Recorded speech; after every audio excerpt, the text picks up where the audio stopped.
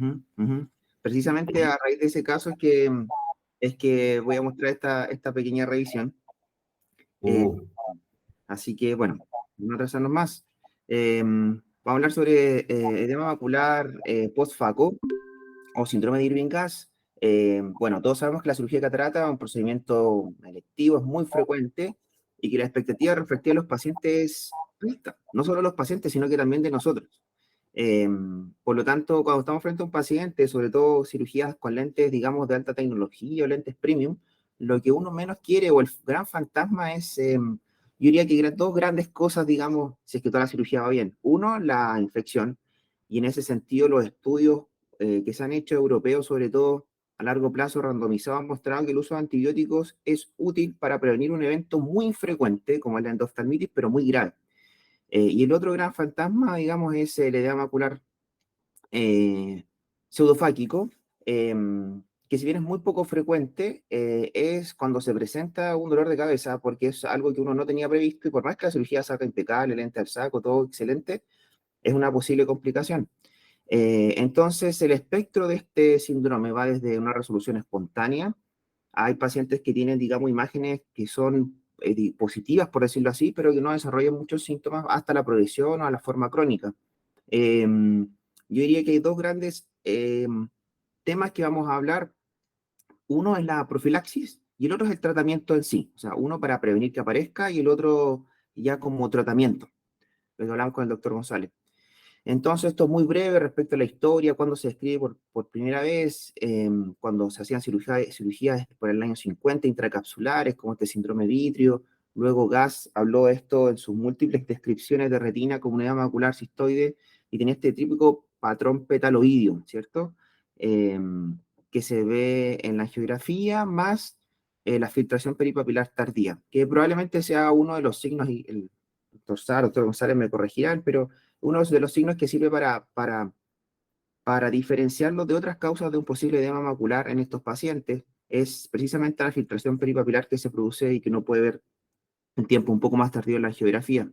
La incidencia claramente ha disminuido desde la técnica intracapsular, pasando por la extra y actualmente en la FACO.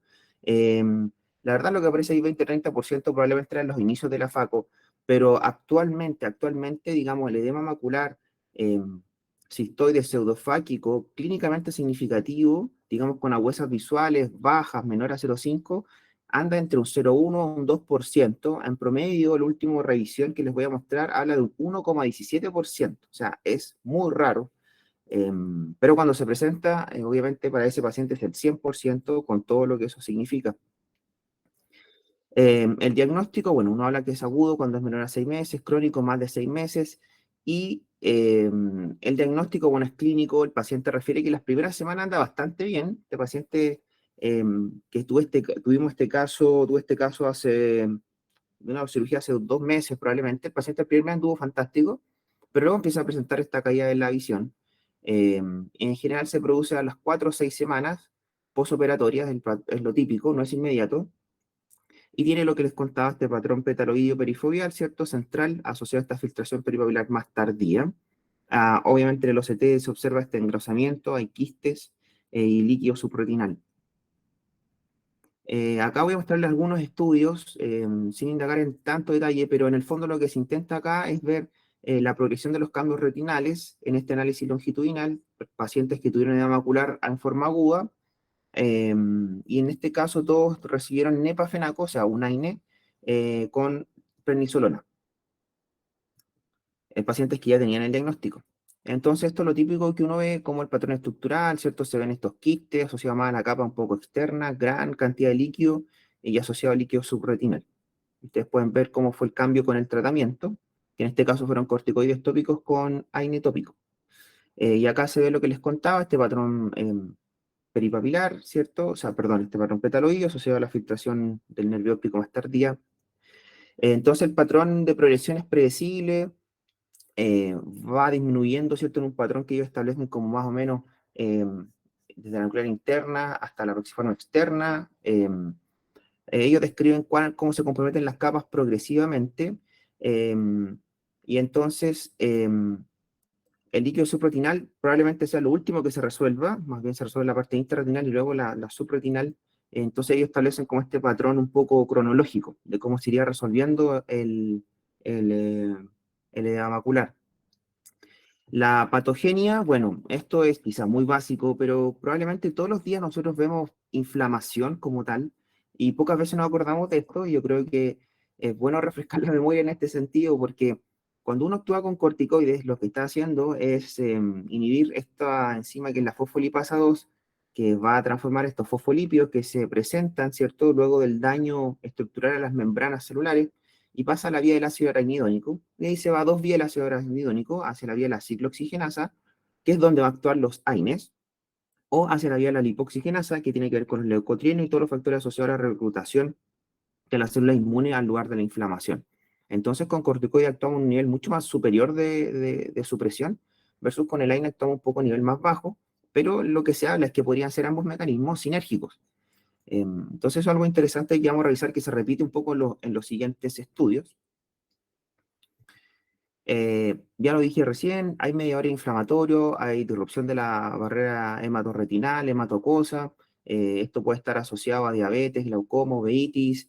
Otro factor que podría influir, obviamente, la toxicidad lumínica que tenemos durante la cirugía y también la irritación mecánica propia de la cirugía, dado que esta manipulación va a liberar ácido aranidónico y con eso vamos a gatillar toda la vía que les mostré anteriormente de ciclooxigenasa, lipoxigenasa y aumentar los mediadores inflamatorios. También se habla que todo esto podría contraer un poco la hialoides posterior y traccionar de alguna manera estos capilares que están en la región perifobiolar. Entonces, para hablar ya la parte más clínica de profilaxis, esto es un metaanálisis de 15 estudios que analizan catarata y es de la Academia Americana e intentan comparar cómo se comporta en profilaxis corticoides con AINES.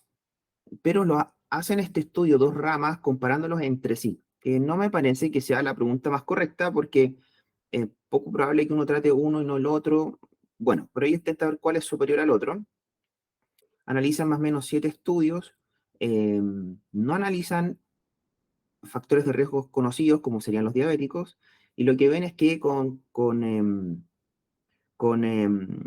AINES hay, digamos, una menor incidencia de edema macular al mes posoperatorio. Por lo tanto, ellos dicen que hay evidencia de alta calidad, digamos, en este estudio para recomendar AINES tópicos en vez de corticoides para para la prevención de edema macular en pacientes sanos, digamos, sin diabetes.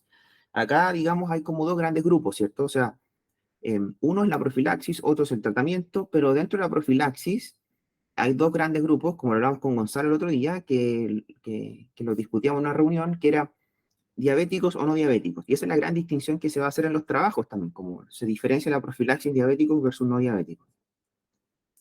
Esto para no marearlos, pero en el fondo decir que, mm, que con AINES obtuvo muy buen resultado. Obviamente la alza de presión intraocular fue mucho mayor en el grupo con corticoides, y que existe evidencia, digamos, la calidad, el grade, en la cual se mide con estas crucecitas de modo simple que cualquier clínico lo pueda realizar. Así se resume la evidencia, todos los estudios y todos los gráficos ahora lo resumen de una manera muy, muy amigable, y ustedes ven que la macular, ¿cierto? Evidencia de alta calidad, aparecen 4 cruces high, para decir que hay evidencia que soporta el uso de AINES en la profilaxis de edema macular. Hay varios tipos de AINES, ¿cierto? Todos lo sabemos, ketorolaco con su fórmula comercial, el bromfenaco, nepafenaco, indometacina, bueno, lo estudio aparece, pero no he visto en Chile, no sé si antes se usaba. Ketorolaco es Acular, el bromfenaco es el Sevesten de Sofía y nepafenaco el Nevanac. Se piensa que el diclofenaco podría tener el diclofenaco también existe, ¿cierto? Aparece como, si no me equivoco, es el treafteno de Sofía también. Y hay otra formulación, si no me equivoco, en Sabal, me corrigen. Eh, Aparentemente tendrían resultados similares, no habría tanta evidencia para recomendar uno sobre otro. Eh, sin embargo, cuando no lo analicé acá, porque esto es más del punto de vista de la edema macular, pseudofágico solamente, pero cuando se analizan los corticoides, digamos, desde el punto de vista corneal, que acá no lo menciono, y es que el gran temor a estos retardos de epitelización, a los DELEN que se producen con el uso de los primeros AINES tópicos, ese gran susto que se tenía, era en general con AINES que eran, digamos, tomados desde el punto de vista sistémico, como son el ketorolaco o el diclofenaco. Pero cuando se desarrollaron los AINES de uso ocular, como es el nepafenaco, el bromfenaco, entonces la incidencia pasa a ser anecdótica, nunca es cero, pero es, digamos, marginal. Y entonces uno podría utilizar estos AINES con mucha más tranquilidad sin tener eso en mente. Entonces, ¿cuándo se debería iniciar la profilaxis? Habían en ese momento, hasta hace algunos años, pocos trabajos que analizaran las diferencias, pero en general se recomendaba utilizarlos antes de la cirugía. Y ahí también hay un cambio. Entonces, si uno quiere prevenir, no solo hay que dejar las gotitas típicos que uno deja en el postoperatorio, sino que uno debería partir por lo menos 1 o 3 días antes. Las guías actuales dicen al menos 2 días antes el uso de algún AINE tópico preoperatorio. Entonces, cuando yo revisé este tema hace algunos años, bueno, decían indicar AINES en vez de corticoides, esa es la pregunta, o en realidad tiene un efecto sinérgico aditivo. Esa es la pregunta que yo me hacía en ese momento, y en ese momento estaba corriendo un protocolo de la Sociedad Europea en que se iba a analizar precisamente este tema, y luego de algunos años, esas respuestas ya tienen algunas, o sea, esas preguntas ya tienen alguna respuesta. Lo vamos a ver en el último trabajo que les voy a mostrar. Este es otro trabajo también de la Academia Americana en que hacen, digamos, hacen un consenso y definen los 3 tipos de edema macular: el clínico, el angiográfico y el que se ve en el OCT.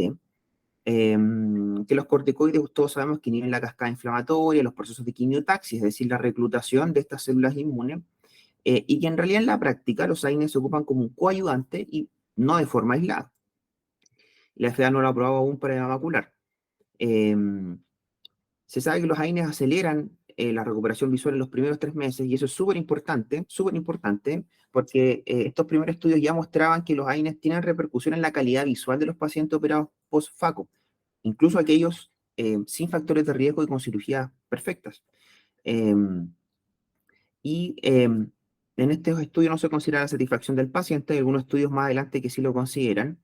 Y esto es otro aspecto, así como anteriormente mostraba la cascada de inflamación como para situarnos dónde está actuando el corticoide, dónde está actuando el AINE. Acá también es importante tal vez recordarlo muy brevemente, pero eso uno no lo tiene tan fresco en la mente.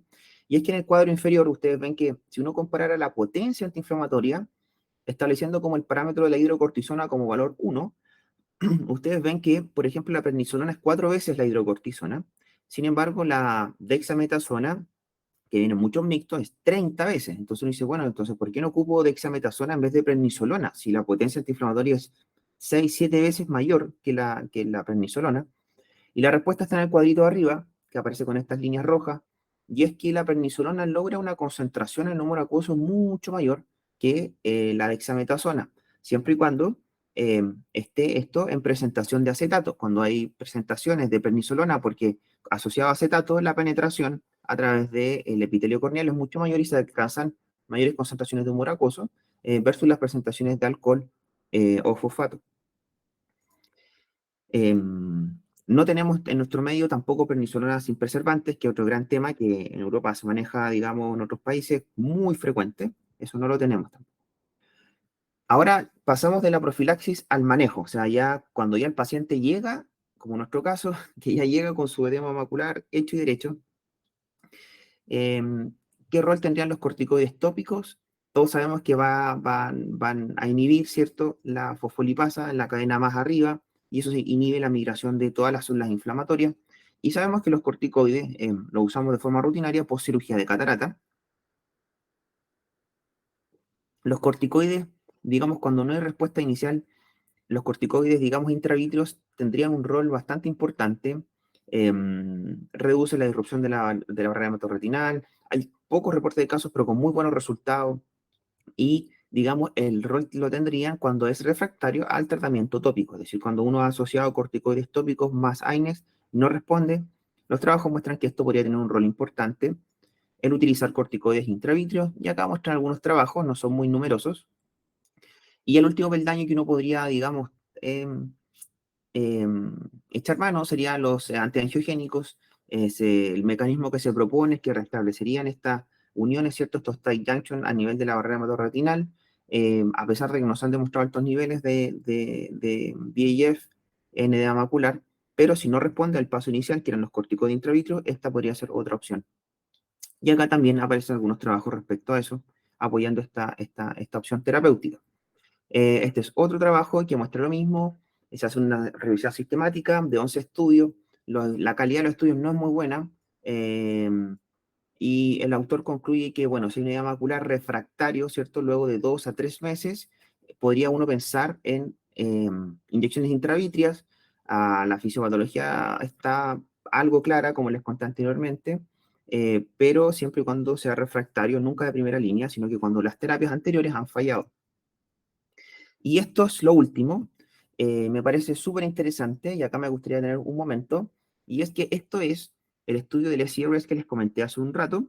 Cuando yo me hacía esas preguntas hace algunos años, cuando revisé este tema, estaba recién el protocolo inicial de este estudio, que es el PREMED, que ustedes ven la sigla, es Prevention of Macular Edema After Cataract Surgery, es decir, la prevención de edema macular después de cirugía de catarata, y se han hecho varios reportes, ya van en el número 6, pero quise poner este que es el número 4, porque el número 4 habla de pacientes, digamos, sin diabetes, que es lo interesante, y es que si vale la pena o no, que lo hablábamos con el doctor Taborga, prevenir o no en pacientes sin edema, perdón, sin diabetes, este edema macular. Bueno, ellos hacen esa pregunta, hacen un análisis bastante extenso de varios pacientes, 200 pacientes en cada una de las ramas. Acá comparan bromfenaco con dexametasona y la sinergia de ambos, entendiendo que el edema macular postfaco, ellos lo establecen más o menos, según la última revisión de 35.000 ojos, en 1,17% pacientes sin factores de riesgo, o sea, que no tienen diabetes, ni uveitis, ni nada asociado. Y analizan en este trabajo varios aspectos. Uno tiene que ver con la calidad de vida de los pacientes. Eh, Otro tiene que ver, obviamente, con la incidencia macular, que eso es obvio porque es el outcome primario. Además, analizan la huesa visual de estos pacientes, y entonces ellos concluyen que en pacientes sin diabetes, la combinación, es decir, la sinergia de, en este caso, bromfenaco y dexametasona, fue efectiva de un punto de vista médico, es decir, hay menor incidencia de edema macular, que es lo que uno, como médicamente hablando, es lo primero que se fija, pero no solo eso, sino que más es costo efectivo. O sea, ellos no lo puse acá, pero hacen un análisis bien extenso, tanto en Europa como en Estados Unidos, de lo que implicaría añadir AINES al tratamiento rutinario de los pacientes. Y ellos llegan a la conclusión de que, a pesar de que es una baja incidencia, eh, es tan el impacto en la calidad de vida de los pacientes que se produce, no solo en la calidad de vida lo analizan, sino también en el costo monetario para ese paciente, que valdría la pena, digamos, aplicarlo a todos. Algo similar, yo leía esto y lo asimilaba a lo que ocurre con los antibióticos intracamerales, en que si bien es cierto un costo adicional, en un evento raro que ocurra, pero de tal magnitud que se justifica el utilizarlo. Algo así aparece como conclusión en este último trabajo, que fue, o sea, el último reporte de este gran enrolamiento de pacientes. Eh, y entonces un poco respondería lo que conversábamos hace un tiempo, que en el fondo lo que hacen acá es empezar 2 días antes con el tratamiento con corticoides AINES, lo mantienen 2 semanas el AINE y un mes haciendo tapering del corticoide. Eso es más o menos el esquema que ellos utilizaron en este trabajo. Y lo que ven es que la sinergia es superior a cada uno por sí solo. Es decir, combinar corticoide y AINE sería superior a utilizarlo cada uno por separado, con los impactos en calidad visual, calidad de vida de los pacientes, etc. Entonces, esto es como la última evidencia que tenemos al respecto. Y finalmente, como conclusión, recordar que una complicación, digamos, no muy frecuente, pero tiene una repercusión clínica bastante grande para ese paciente. Generalmente la evolución es bien favorable. Hay un patrón evolutivo en el OCT, que los AINE estarían indicados en profilaxis sin duda, tanto en pacientes con diabetes, que probablemente eso uno no tiene ninguna duda, pero también en pacientes sin factores de riesgo, y que también los AINES son útiles no solo para profilaxis, sino también para el tratamiento. Y probablemente en algún tiempo más con estos reportes ya se termina el estudio y entonces podamos ver algún resultado de evidencia más contundente con mayor número de pacientes, pero las primeras luces de la evidencia muestran que sí va a ser útil, digamos, en probablemente algunos años la recomendación ya sea mucho más generalizada respecto a esto. Eso les quería comentar.